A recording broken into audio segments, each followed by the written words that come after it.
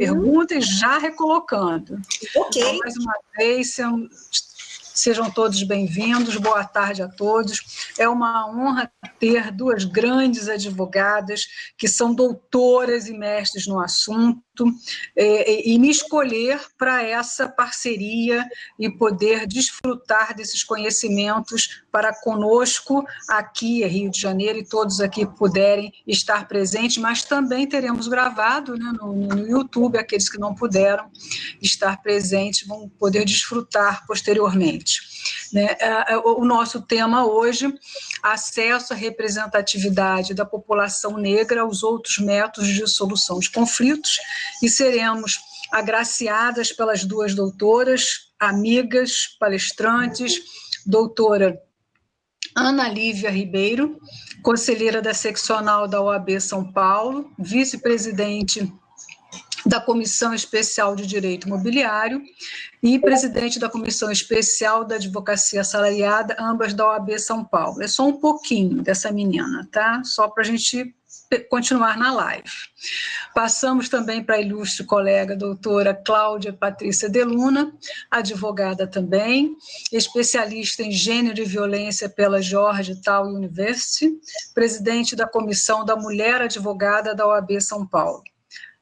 Muito honrada, já me repetindo mais uma vez, obrigada por nos conceder essa brilhante live, que eu tenho certeza que é a primeira de muitas. Estamos aqui abertas a qualquer momento que vocês queiram inovar e nessa palestra e continuarmos esse assunto à frente.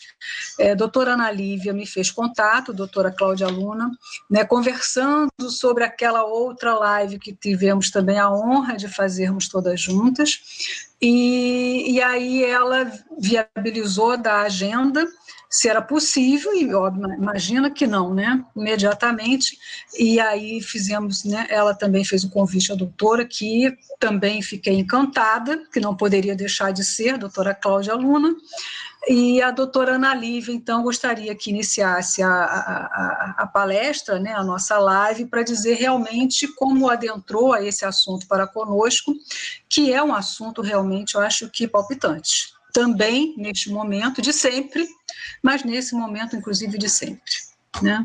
Doutora Ana Lívia, quero então que a senhora, por favor, esboce para a gente inicialmente qual era a sua proposta, o seu propósito, então, para nós nos encantarmos um pouco mais com a senhora e com a doutora Cláudia Luna.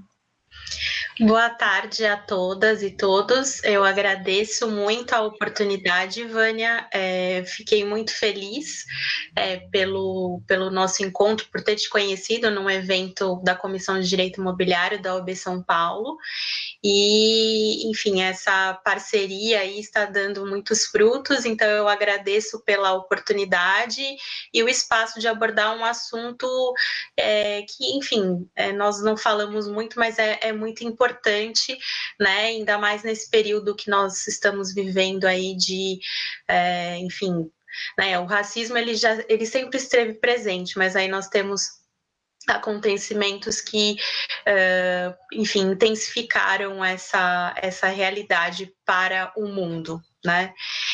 Então, eu agradeço também a doutora Cláudia por ter aceitado partilhar essa conversa comigo, é sempre muito, muito bom tê-la por perto e aprender com ela. Então, eu propus essa discussão porque uma coisa que nós identificamos quando nós falamos em solução de conflitos, né, outros métodos de solução de conflito. Então, nós que somos advogadas, enfim, operadoras do direito, como muito coloca os advogados que trabalham com esses outros métodos, né, como mediação, que os advogados eles têm uma tendência a tratar do assunto de uma forma a acessar o judiciário, a trazer uma litigância, né, que é algo que nós somos orientados aí durante até a nossa própria graduação, né, enfim, a nossa formação é direcionada para esse tipo de litígio. E se identifica que o judiciário, e principalmente o judiciário brasileiro, acaba não sendo efetivo, né, em relação à prestação jurisdicional, seja em relação ao tempo que demanda, ou mesmo os profissionais ali envolvidos. Então, é algo que traz um problema na relação com o próprio cliente, para que ele entenda toda essa demora, todas essas construções judiciais que existem, que acabam aí estendendo o tempo de solução daquele conflito, né, que o cliente quer tanto resolver. Então, de fato, esses outros métodos de solução de conflito, eles são muito interessantes para essas situações. O que eu queria propor com esse tema é nós entendermos quais são as situações em que não é possível nós termos a aplicação desses tipos de método, né? Então, porque em relação à população negra, o que nós identificamos no Brasil por razões históricas é que uma parcela considerável da população negra não tem acesso a direitos básicos. Então, ainda que nós tenhamos uma Constituição, que é uma Constituição muito inclusiva, que tem aí disposições muito importantes, né, com relação à busca da justiça social, ao exercício pleno da cidadania, infelizmente, nós não temos a efetividade material desses direitos. Então, a partir de questões históricas, né, que explicam aí porque a população negra não tem acesso a esses direitos básicos, o que é possível se identificar é que grande parte da população negra realmente tem que recorrer ao judiciário, ou tem que recorrer a esse mecanismo do judiciário para a garantia dos seus direitos básicos. Então, é o momento que nós identificamos que esses métodos alternativos, eles não necessariamente conseguem ser efetivos para esse tipo de prestação jurisdicional que, enfim, a população negra precisa. Então, a partir do momento que não se tem isso que eu coloquei dessa cidadania plena, realmente não há outra forma que não acessar o próprio judiciário para enfim, garantir esses direitos. Quando eu digo direitos básicos mesmo, né? Enfim, com essa pandemia nós estamos verificando, né, em várias reportagens se identifica pessoas que não têm documento, não têm acesso à formalização do seu trabalho. Então, são situações que são muito complicadas para que a gente possa pensar em outros métodos que não envolvendo o próprio Estado. E o que complica mais nessa perspectiva é que o próprio Estado, ao realizar essa atividade jurisdicional, como eu disse anteriormente, ele também, nós verificamos que existe aí também problemas na aplicação dessa legislação, enfim, desses direitos em relação à população negra, né? E aí, mais especificamente, estou falando em matéria penal, né, que aí tem todo um arcabouço específico, mas que nós temos problemas na aplicação dessa lei, né, que traz uma seletividade penal que acaba complicando, enfim, encarcerando a população negra. Então, o efeito de tudo isso é que grande parte da população negra, e aí eu também não só restringo a população negra, mas as pessoas mais vulneráveis, elas têm muito receio da figura do Estado, do judiciário em si. E elas não necessariamente conseguem identificar essa figura como aquele que vai, enfim, fazer valer os seus direitos ou ter aí a possibilidade de efetivar esses direitos, uma forma de recorrer a eles.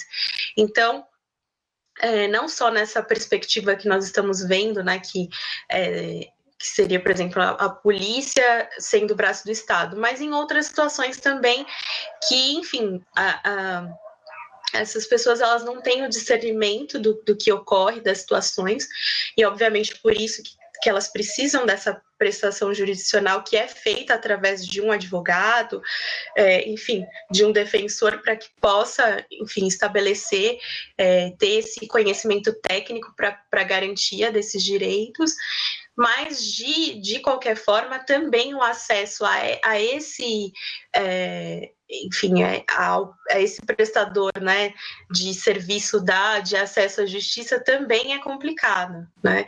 Então nós temos aí problemas estruturais que acabam trazendo uma situação muito complexa, né, em relação a esse assunto. E com relação à representatividade, do pouco que eu verifico,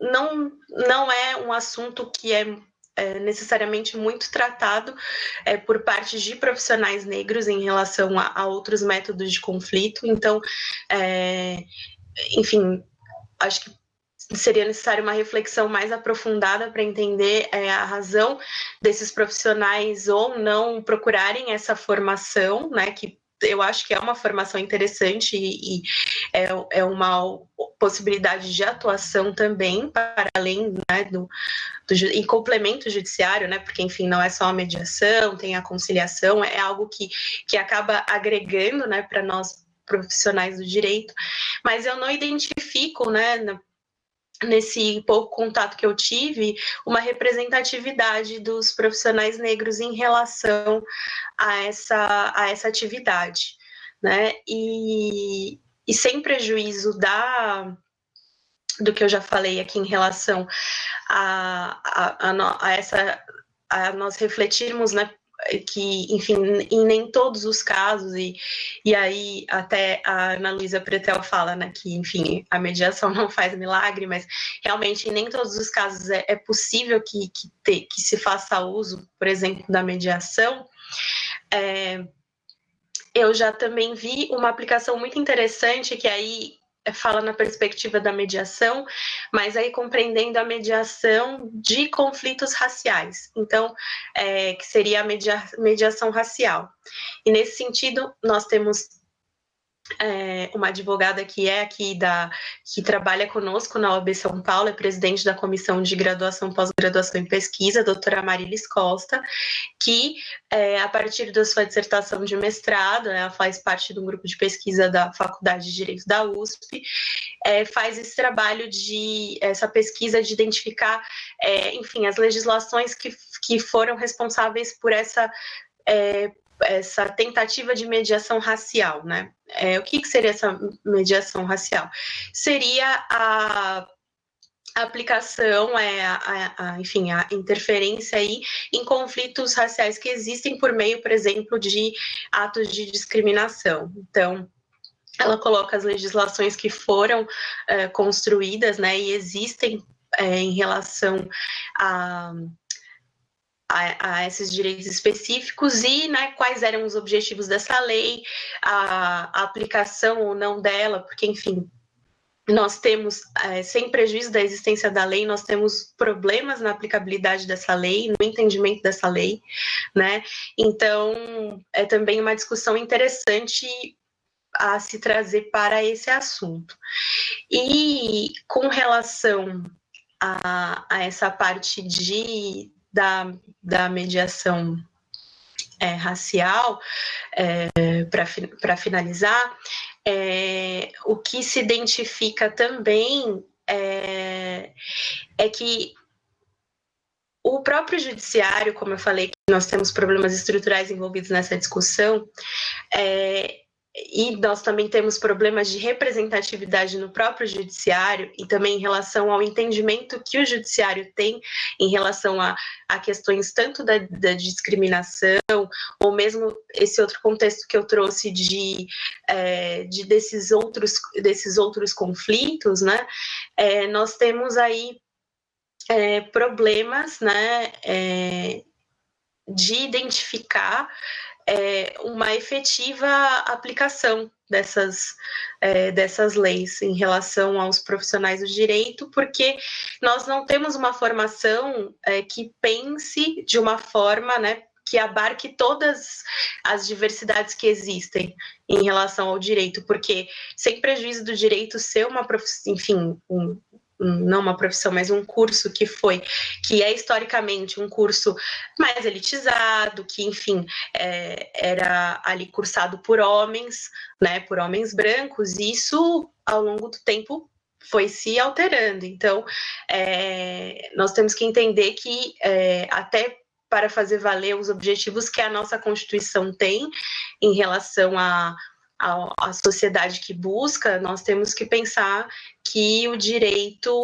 precisa ser aplicado, né, enfim, e abarcar as realidades das mulheres, enfim, dos negros, dos homossexuais e assim por diante. Então,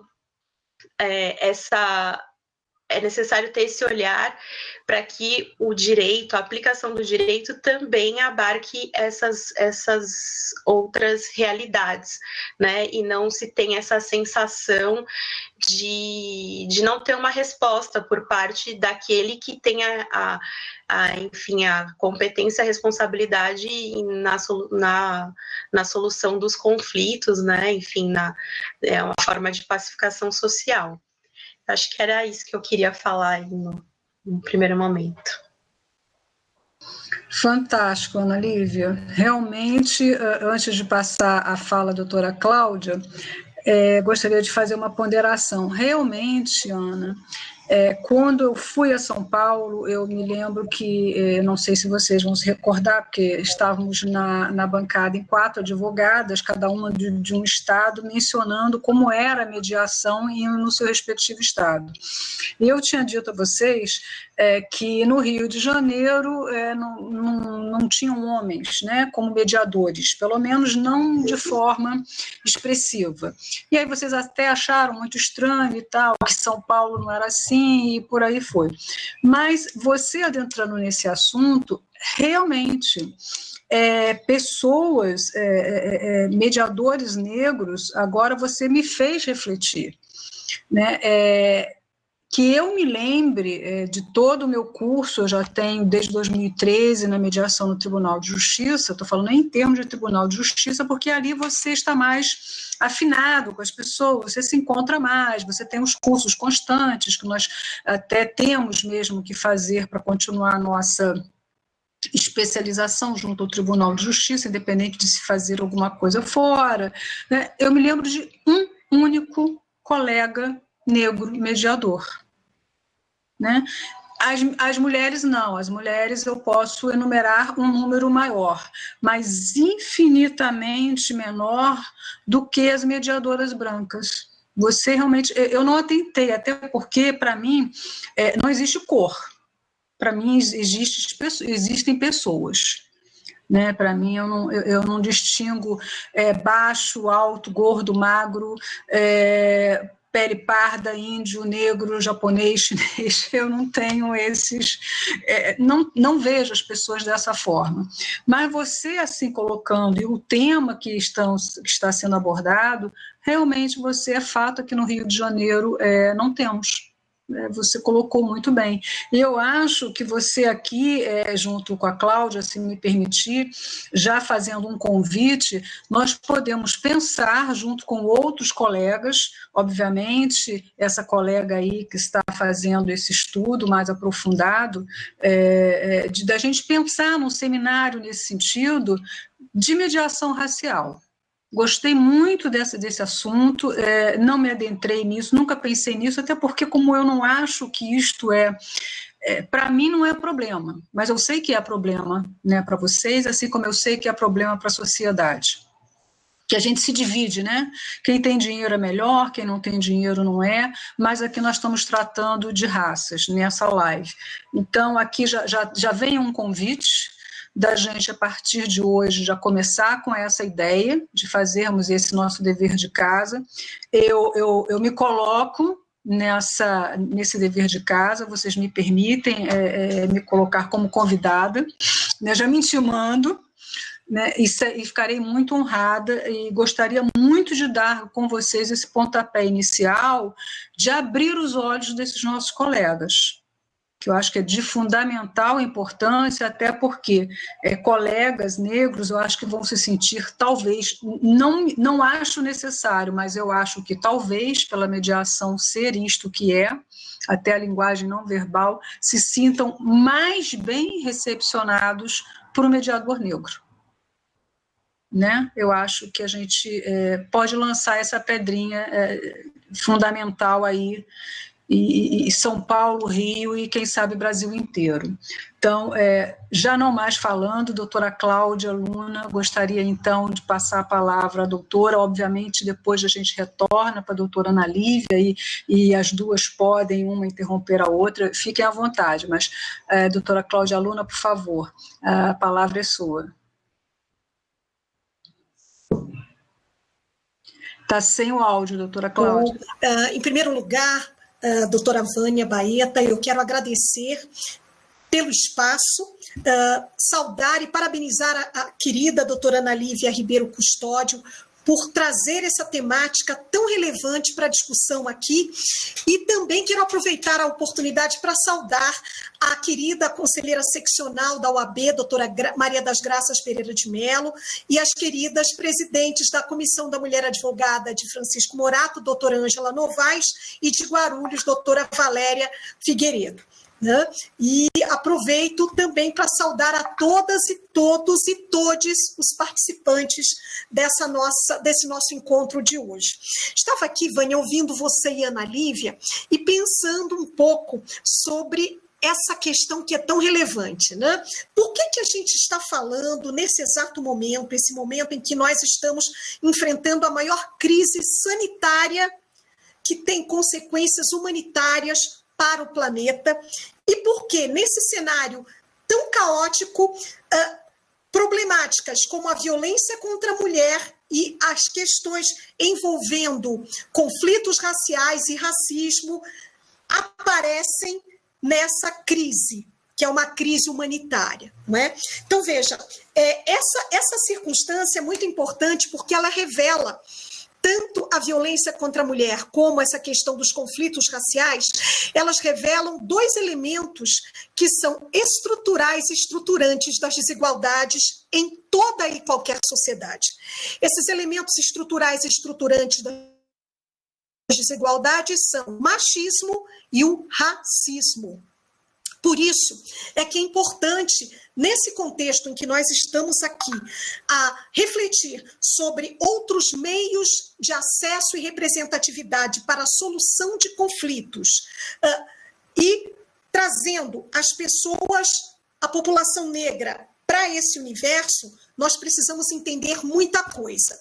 E uma dessas coisas é, os condomínios, o espaço condominial, ele é um espaço pensado para incluir pessoas negras? Não. Quando pessoas negras estão morando em condomínios de médio e alto padrão, os corpos dessas pessoas negras, ou a simples presença dessas pessoas negras é motivo de estarrecimento. Por quê? Não se pensa pessoas negras morando em condomínios de médio e alto padrão, e o único lugar que é pensado para as pessoas negras em condomínios desse nível é o espaço da portaria, é o espaço da limpeza, é o espaço de outros enquanto serviçais, não enquanto condôminas proprietárias de unidades condominiais nesses espaços. E partindo daí, considerando que os corpos negros, considerando ainda essa estrutura racializada na nossa sociedade, que pensa nas pessoas numa condição de hierarquia, não é?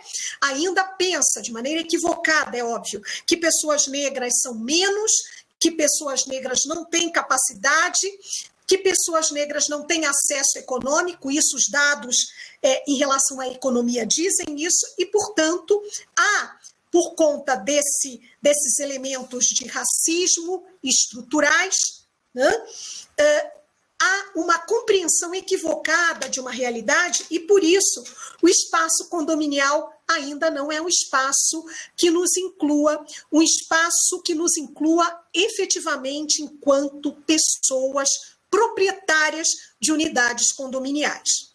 Então, é importante, Vânia, quando esse assunto é trazido aqui, eu penso um pouco sobre as realidades que se colocam para pessoas negras que são ou proprietárias ou locatárias e que estão nesses espaços condominiais e que sofrem racismo, que sofrem discriminações porque estão nesses espaços.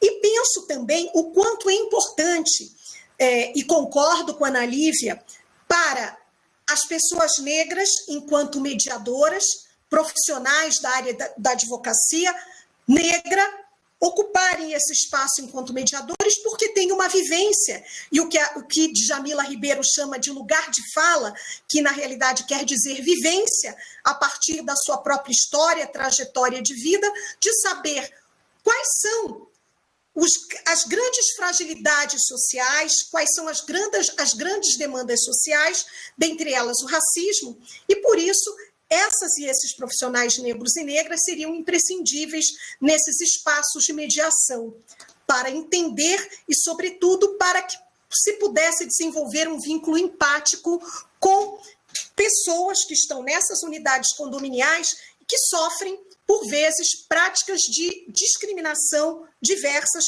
onde quer que estejam, principalmente nos espaços de condomínio. Mas eu vou mais além. Eu penso que pessoas não negras, pessoas brancas, por exemplo, como você, Vânia, e como tantas outras que nos assistem, também precisam, de maneira emergencial, também se apropriar disso que nós chamamos de letramento racial, para que possamos compreender essas demandas e, sobretudo, também poderem incidir e entender, agregando ainda mais valor à expertise enquanto mediadoras e mediadores nessas soluções de conflito. Por quê? Eu tenho alguns casos, alguns exemplos muito práticos. Eu tenho casos, por exemplo, de clientes que são únicas, apenas são essa família negra que moram num condomínio de alto padrão.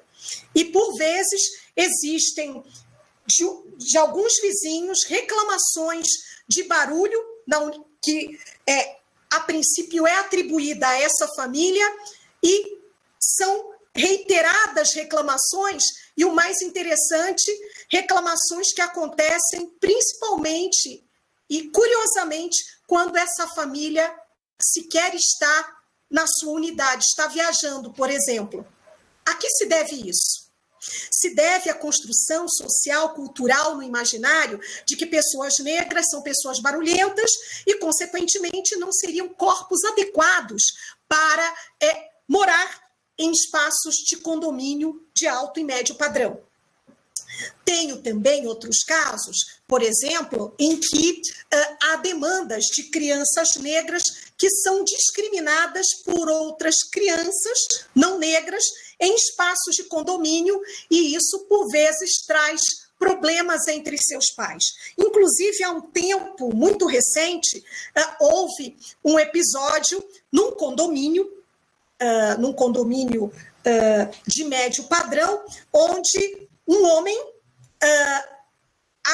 o pai de uma criança achou que o filho, uma das crianças, havia maltratado ou batido no seu filho, e esse morador, ele parte para essa criança, que é uma criança negra, e bate nessa criança. E aí o filho e as outras crianças dizem, não foi ele que bateu, ele não bateu, mas aí já havia começado toda a questão. E aí eu me pergunto, por que essas pessoas, por vezes, se arvoram ao direito de atribuir às pessoas negras determinadas práticas e ainda agir numa lógica absurda de violência e discriminação contra as pessoas negras, sem apelar antes para uma dinâmica de diálogo para resolver esses conflitos. Daí, Vânia, é importante, eu, de novo, remeto à fala da Ana Lívia, que nós precisamos, antes de tudo, compreendermos o quanto essa dinâmica social, cultural, constrói, inclui pessoas negras nesse universo social, tendo em vista que a sociedade brasileira, não muito diferente de outras sociedades, como a sociedade norte-americana, em alguns lugares, em alguns países da América Latina, tiveram como herança nos seus legados históricos a escravidão. É importante que a gente diga que o corpo negro ele não nasceu escravizado, o corpo negro ele não nasce e não é inferiorizado, mas a partir da construção e da prática de escravidão, as pessoas passam de maneira cultural e histórica a assimilar o corpo negro a partir do legado da escravidão enquanto um corpo inferior e um corpo que não tem a devida inserção no contexto social, cultural, histórico e econômico também. E nós não podemos deixar de considerar que o Brasil ele teve um legado de 3 séculos e meio de escravização, em que as pessoas negras elas foram trazidas considerando a expertise que já tinham em diversos lugares do continente africano de serem pessoas grandes construtoras, grandes empresárias, grandes comerciantes. E essa expertise, quando se pensou no projeto de escravização do povo negro, e até lembrando que outros povos também foram vítimas de escravização, mas quando se pensou na escravização do povo negro para desenvolver o continente americano, América do Norte, América do Sul, América Central, foi justamente nessa perspectiva de agregar valor ao novo continente que se estabelecia. E quem melhor do que essas pessoas para serem escravizadas, perderem sua identidade, sofrerem várias violações, para que pudessem trazer todo o seu know-how, inclusive para reconstruir esse novo continente, mas não numa perspectiva de serem sujeitos de direitos, sempre sendo objetos de direitos. Infelizmente, esse legado histórico ele foi cuidadosamente, hermeticamente preservado ao longo da história, a ponto de que a escravidão ela foi, entre aspas, abolida em 1888, mais 132 anos, em pleno século XXI, nós estamos aqui nesse webinar discutindo isso. Então, esse tema ele é muito atual. E é importante a gente relembrar que a construção de uma sociedade racializada, ela se dá a partir de uma estratégia jurídico-legal. Foi a Constituição de 1824 que trouxe no seu ato ordinatório de número 5 o seguinte texto: que pessoas negras e leprosas estariam excluídas de acesso aos chamados direitos e garantias fundamentais. E que direitos eram esses? E aí você vai entender por que é tão pertinente nós tratarmos do tema aqui. Esses direitos eram o direito à saúde, o direito à moradia e o direito à educação.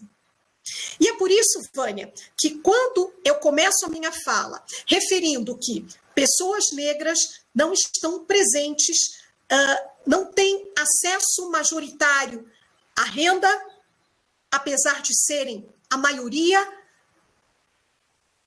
demograficamente falando, no nosso país, nós somos a maioria da população, são 54% das pessoas no país são pessoas negras, mas isso não quer dizer que tenhamos, de maneira igualitária, 54% de acesso aos meios econômicos, isso não é a realidade, mas quando eu faço essa breve leitura, partindo de um contexto histórico, é possível agora nós entendermos o porquê, considerando que um dos direitos e garantias fundamentais que foram negados a nós pela Constituição de 1824, nesse ato ordinatório número 5, foi o direito à moradia.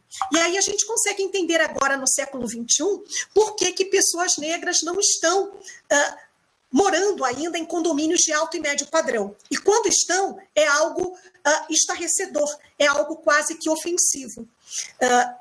Inclusive entendido como se os nossos corpos, ao ocupar esses espaços, fossem corpos indesejáveis, ou seja, você não tem o direito de estar aqui.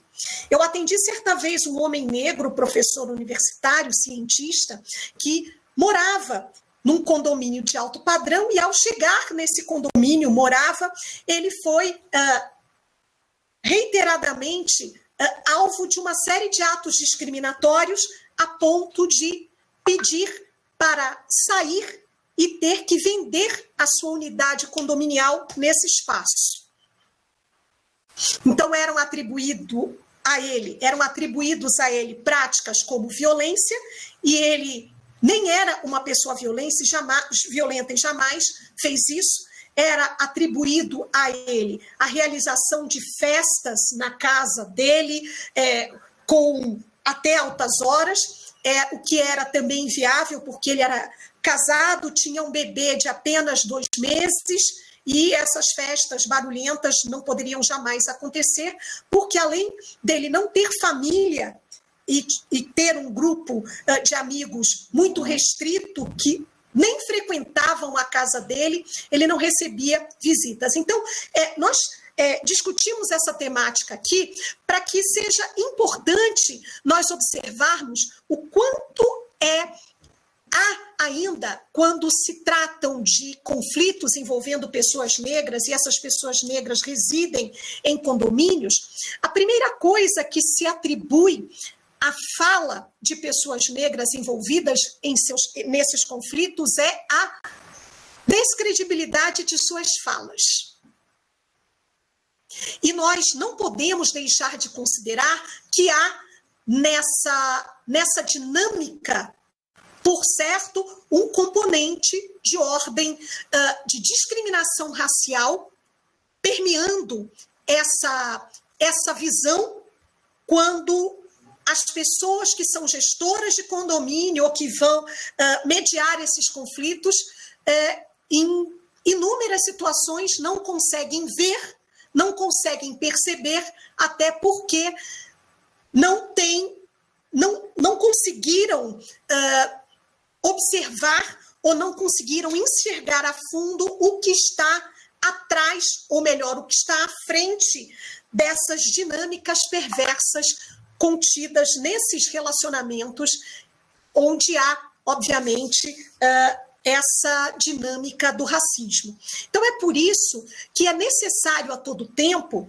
e é importante que essa pauta aconteça, seja trazida a questão central, essencialmente nesse período de pandemia, até porque outras pandemias vão surgindo, e o racismo ele é pandêmico também, tanto como é a violência contra a mulher.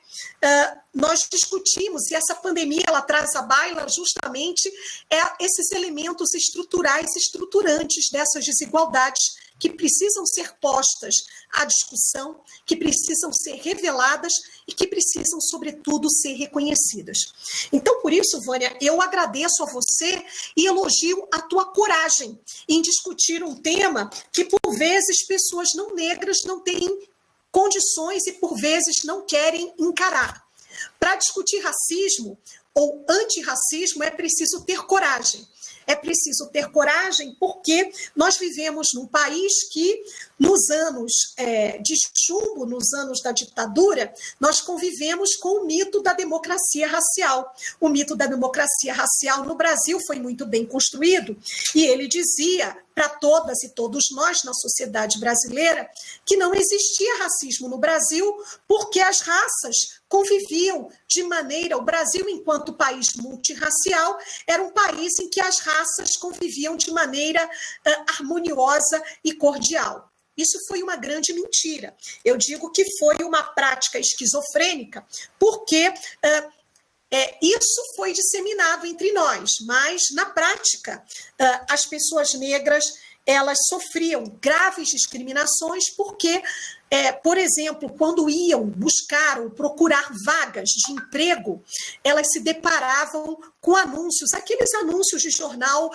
que diziam o seguinte: procura-se pessoas de boa aparência para preencherem tal vaga. E como é que nós vivíamos num país em que havia uma cordialidade, uma harmonia entre as raças, se a pessoa negra que se apresentava para buscar essa vaga, por exemplo, de síndico de condomínio, um síndico profissional, um homem negro ou uma mulher negra, se depara com essa vaga, mas pelo fato de ser uma pessoa que não preencha o chamado perfil de uma boa aparência, ela, consequentemente, não é aprovada. Então, eu penso também, Vânia, e a todas e todos vocês presentes, nas grandes dificuldades que ainda hoje síndicos profissionais, mediadores, advogados, especialistas em direito condominial e imobiliário terão quando, por exemplo, comparecerem e forem gestores de condomínios de alto padrão. Imaginem esses e essas profissionais comparecendo nesses condomínios, liderando assembleias onde as pessoas que moram e residem nesses condomínios serão pessoas muito diferentes dessas pessoas. Então, eu penso que precisa, sim, essas pessoas precisam se preparar para estar nesses lugares, mas, ao mesmo tempo, as estruturas condominiais e o próprio direito condominial, que ainda é um direito muito elitizado, também precisa se preparar para garantir o devido pertencimento a esses profissionais negros que estarão ocupando esses espaços também, sob pena de quando essas e esses profissionais extremamente muito qualificados lá estiverem, possam também ser tão vítimas de racismos e discriminações como são condôminos e condôminas e síndicas negras quando estão e sofrem esses episódios de violações em seus direitos nesses espaços de condomínio. E, Vânia, com certeza, e mais uma vez reverencio e elogio a você pela magnífica ideia de trazer um seminário onde nós possamos discutir nacionalmente uma questão que é uma questão de ordem nesse momento, não é? Como nós vamos trabalhar essas questões, considerando que mulheres como a doutora Ana Lívia, eu, doutora Marilis, e muitas mulheres que são mulheres negras e homens negros, que agora são doutores, pós-doutores, e que os nossos corpos estão ocupando esses condomínios, então, mais do que nunca, nós precisamos de profissionais, não é? Juristas negros na área condominial, com expertise, com bagagem, para nos representar. E aí, o que acontece quando nós, doutora Ana Lívia, morando nos nossos condomínios, possamos sofrer algum tipo de discriminação? Quais são os profissionais? No caso, você ainda está adiante, porque você é a profissional da área. Mas, e nós? Quem serão as profissionais, as gestoras, mediadoras, mediadores? Quem são profissionais dessa área condominial que desenvolverão um vínculo empático e poderão, numa circunstância de mediação de conflito, entenderem o conflito a partir do que eu vivo, do que nós vivemos. Então, a partir dessa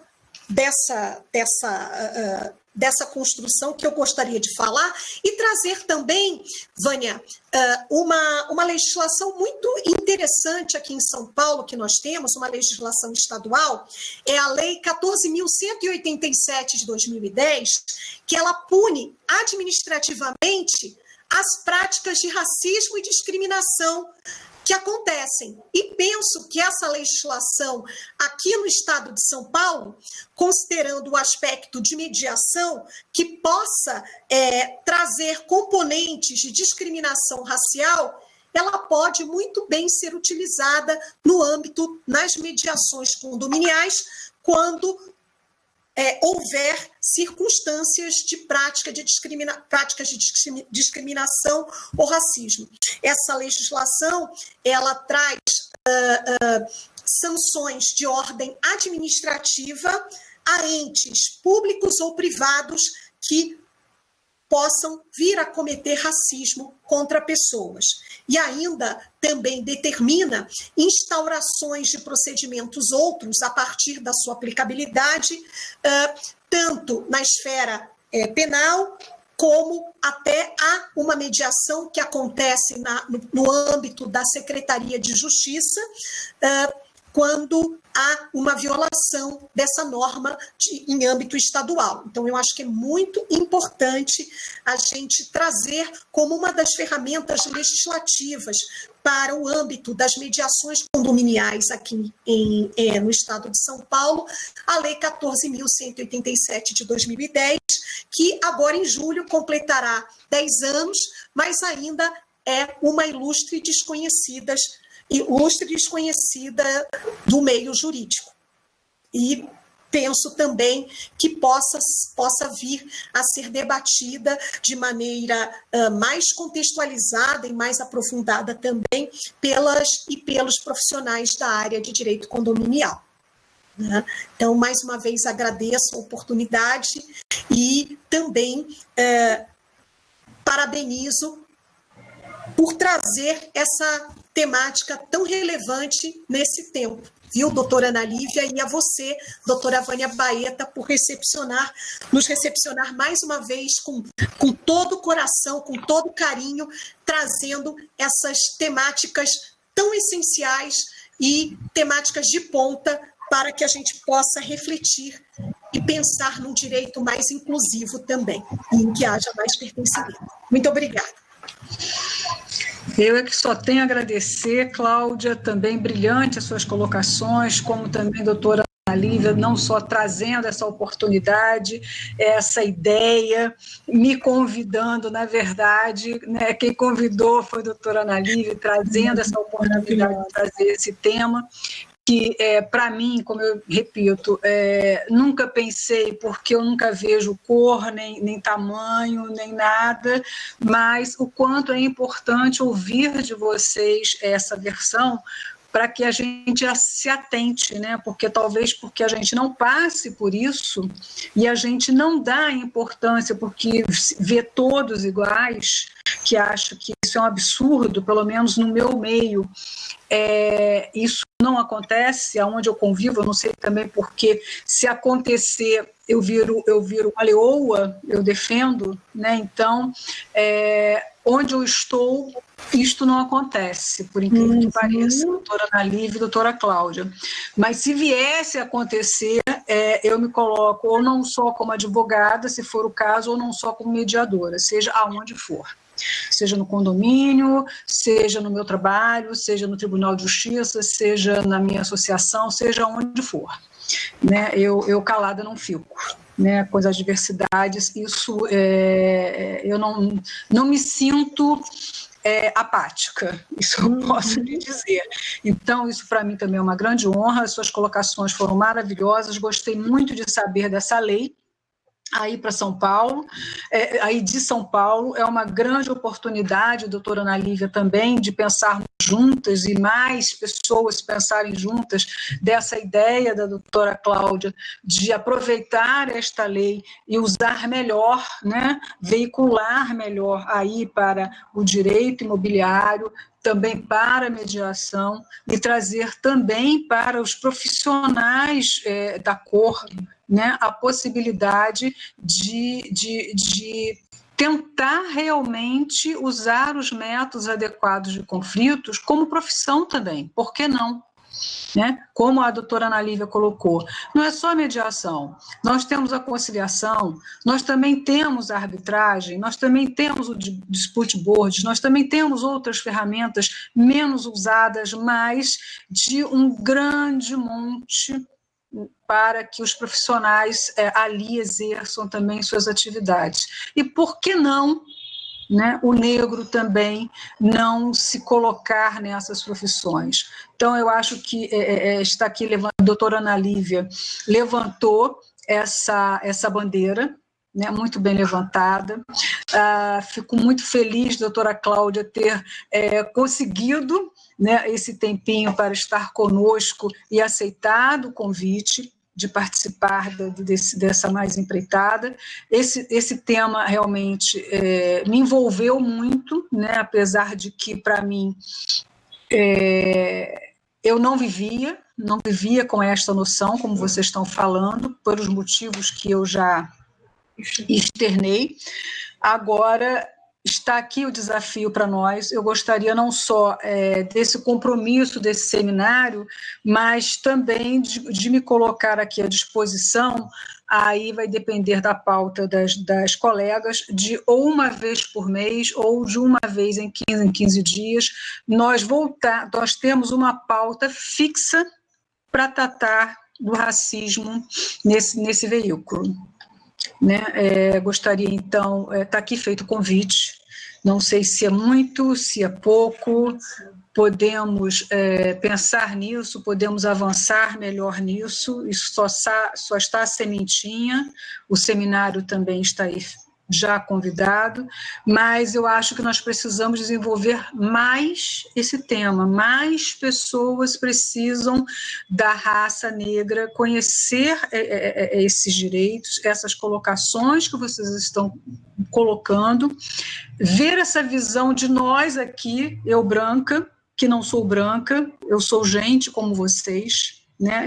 Estou branca, a diferença é essa, mas comungo da mesma cartilha que todos vocês, né? Me unir a vocês, que quem sabe isso também não ajude a trazer esses negros que estão intimidados de vir a esta profissão, seja na área imobiliária, seja na área de mediação, conciliação, arbitragem, ou o que for, ou pelo menos aqueles simpatizantes, como tantos que estão aqui nos escutando, tantos aqueles que verão na gravação no YouTube,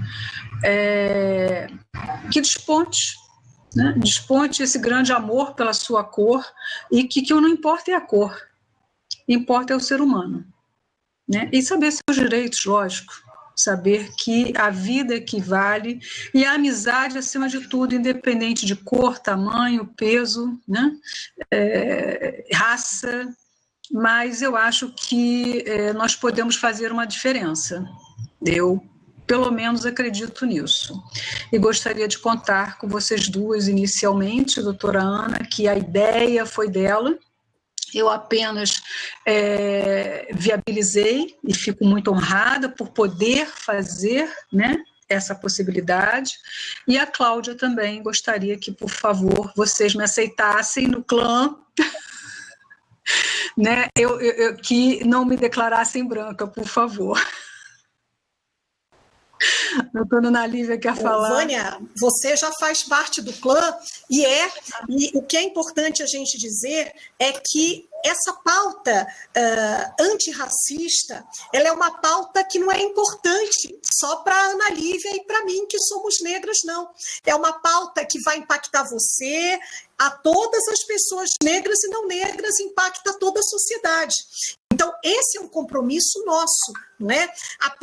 Uma prática antirracista é uma responsabilização de pessoas, não só negras que sofrem racismo, mas de pessoas não negras que, historicamente, foram as pessoas que o inventaram.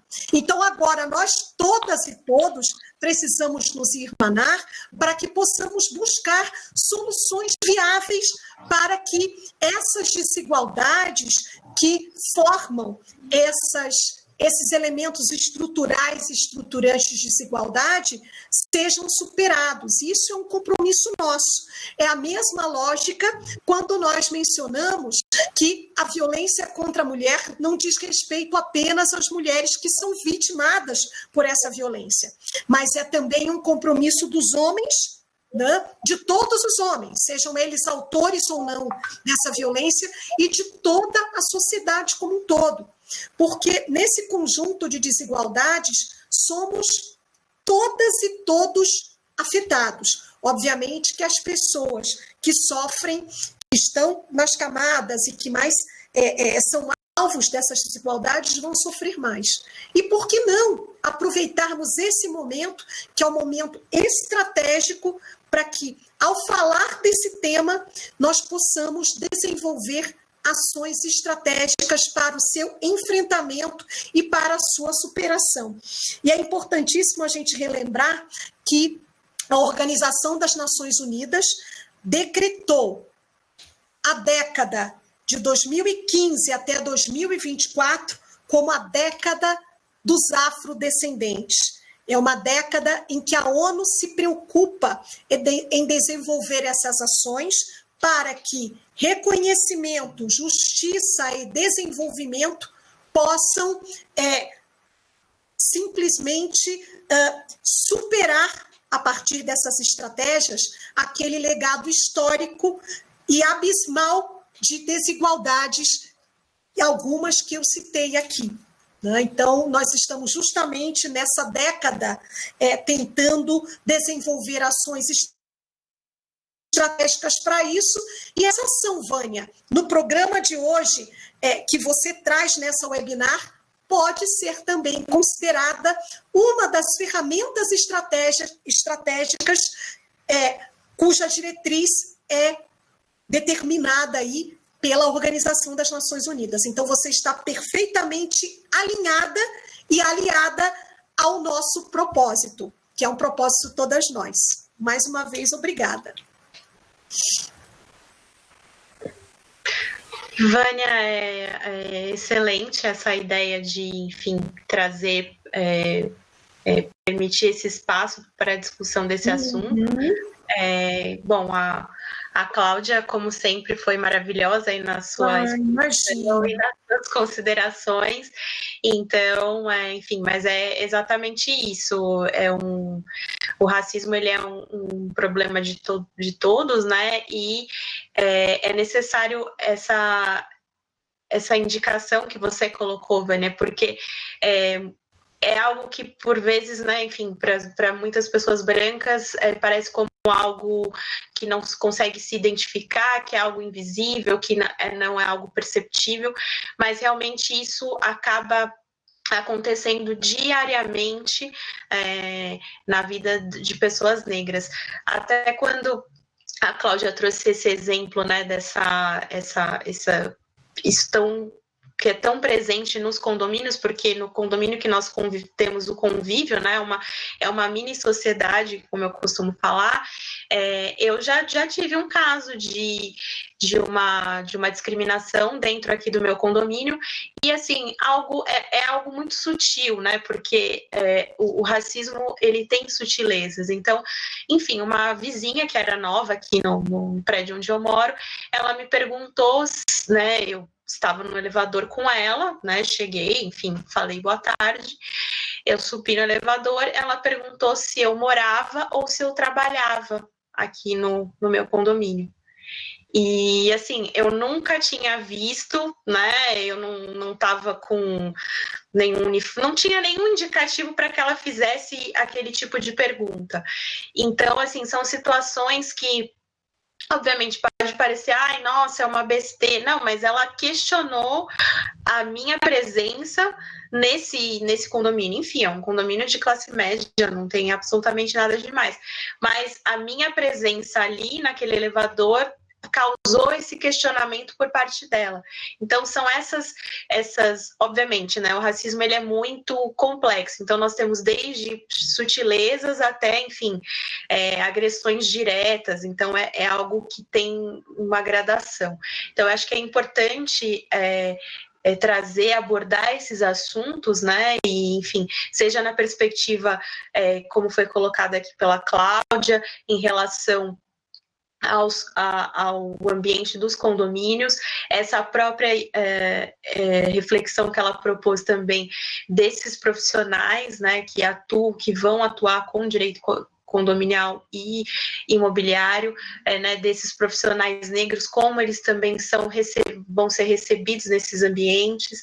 Então, são reflexões importantes. Eu acho que esse momento, como a Cláudia colocou, que enfim, nossos problemas aí estruturais acabaram se intensificando com a pandemia. Eu acho que é um momento importante para nós fazermos essas reflexões. Eu agradeço muito a oportunidade de discutir isso hoje. Como a Cláudia disse, realmente você foi muito corajosa de colocar isso em debate, e já agradeço pelos convites que foram feitos, seja em relação a um espaço para pensar numa discussão que se prolongue, e também o seminário de mediação racial. Podemos, inclusive, estender não só a mediação racial, que foi o primeiro quando você mencionou, mas também desse espaço imobiliário. Nós vamos ampliar. Tá? O convite aí, Ana Lívia, porque como eu dei a primeira ideia logo depois da sua fala, aí como entrou a ideia da Cláudia, eu já me apropriei também, até porque também eu faço essa parte da área imobiliária, e como também atuo em mediação condominial, eu acho que a mistura está totalmente adequada, dentro do direito, dentro das expertises, e dentro da ideia de dar essa oportunidade aos profissionais do outro lado que estejam nos assistindo, ou venham a nos assistir nessas e nas próximas, que essas áreas eles possam vir a se apropriar, que sejamos a semente para eles, né, dentro dessa possibilidade de veicular através do problema racial, mas que eles venham se apossar e aí sim se engrandecer, que eu acho que é o mais importante, porque todos nós, na verdade, nós somos seres humanos. Eu acho que é assim que temos que todos nos ver, independente de classe média, classe baixa, classe alta e seja o que for. Pelo menos essa é a minha visão. Eu, mais uma vez, só posso agradecer. Primeiro, a ideia foi da Ana Lívia, o tema foi da Ana Lívia, eu já inicialmente me encantei, né? Essa parceria também com a Cláudia é maravilhosa, fica aí, obviamente, vocês no comando, porque eu acho que vocês entendem muito mais do que eu, modéstia à parte, eu sou obrigada a compreender, mas gostaria muito de entender mais, que vocês me ajudassem a entender cada vez mais, e eu aqui, através desse veículo, pelo menos posso ajudar a fomentar, né, o tanto que eu não entendo por um motivo de cor, mas que eu seja o veículo para que vocês tenham voz, e que eu também aprenda com vocês a dar mais voz a mim em relação a vocês, já que eu não tinha essa experiência por não entender que existia raça. Eu nunca entendi, a minha educação nunca foi dessa forma. Então, mas eu acho que a gente precisa entender porque vocês estão passando, não é à toa que outras pessoas falavam, mas com a proximidade da nossa amizade, eu acho que aí a cumplicidade traz mais essa emoção. E aí eu consigo entender melhor, e aí fica esse canal aberto, continuamos nos falando, e só mesmo agradecer a vocês, a todos que estão aqui nos assistindo, tiveram esse tempo para poder nos assistir, com certeza não se arrependeram, porque foram maravilhosas as exposições de ambas, não tinha dúvida em nenhum momento, tanto a doutora Ana Lívia quanto a doutora Cláudia Aluna, né? Mas aí fica só para as considerações finais da doutora Ana Lívia e doutora Cláudia Aluna, e eu já, desde já, me despeço e agradeço, e tenho a honra de estar aqui participando com vocês, e com certeza participar de muitos outros que virão em relação, não só a outras demandas, mas principalmente a esse tema aqui, que a partir de hoje esse é o pontapé inicial, que eu entendo é o pontapé inicial. Estou aqui à disposição de vocês, tá bom? Aí fica com as doutoras com as considerações finais. Eu acho que, enfim, já coloquei tudo. Eu gostaria só de novamente agradecer o espaço, a oportunidade, a acolhida do tema, enfim, e o espaço. Então, agradeço muito, Vânia, pela parceria e cumplicidade. E agradeço pela atenção de todas e todos. Gostaria de mandar aí um cumprimento especial para a doutora Graça, que sempre nos prestigia, é uma aliada de fato, né, das pautas raciais. É muito importante tê-la por perto, é sempre muito bom. E muito obrigada a todas e todos.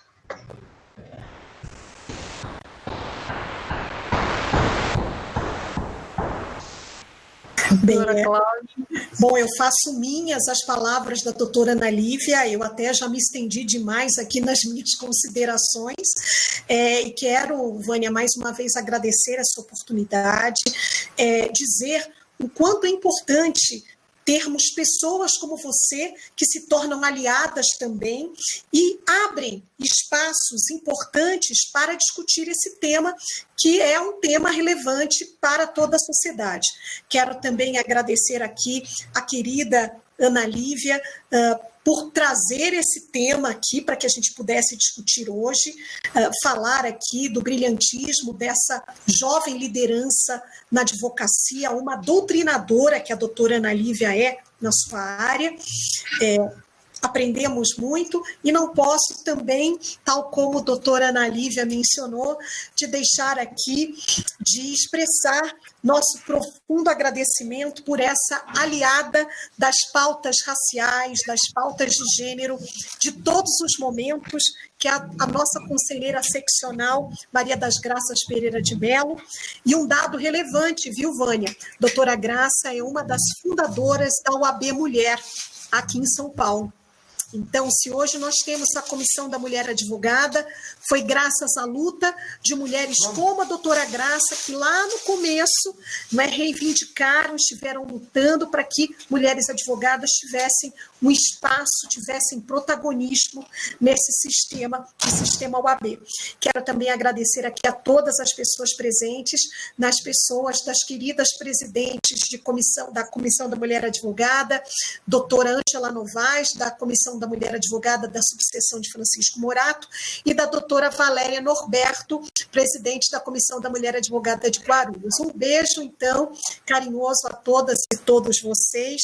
E, Vânia, mais uma vez, gratidão por nos oportunizar essa discussão de um tema tão relevante, de poder estar com você de novo, viu? São Paulo está ficando cada vez mais próximo do Rio de Janeiro, viu, Vânia? Com certeza, eu já disse para vocês já viraram cariocas, não com temos certeza. Mais esse problema, só um pouquinho de distância. Eu, como já sou carioca da Gema, mas me tornei, estou aqui... aprendiz de paulistana, não deixo jamais de, quando estou com você, fazer a minha recarga de sotaque. Gente, mais uma vez também, só agradecimento à presença das nobres colegas também aqui, mais uma vez, é o primeiro de muitos. Muito obrigada. Muito obrigada. A todos, saúde, se cuidem. Até a próxima. Fica com Deus. Até a próxima. Muito obrigada. Tchau. Obrigada. Feliz de ver vocês. Tchau. Obrigada, Vânia. Até mais. Tchau.